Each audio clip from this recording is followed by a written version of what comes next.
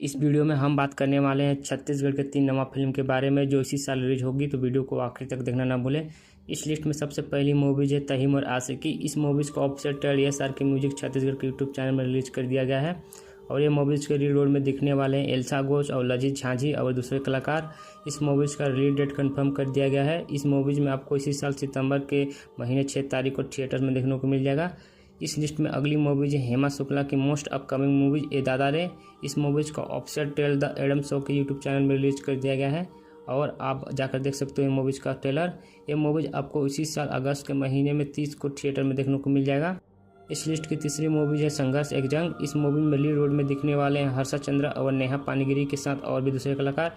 इस मूवीज़ का official trailer release कर दिया गया है एसआर के म्यूजिक छत्तीसगढ़ के यूट्यूब चैनल में और यह मूवीज़ भी आपको इसी साल 30 अगस्त को देखने को मिल जाएगा थिएटर्स में। और ऐसे ही छत्तीसगढ़ की नवा फिल्म जाने खातिर चैनल को सब्सक्राइब करना ना भूलें।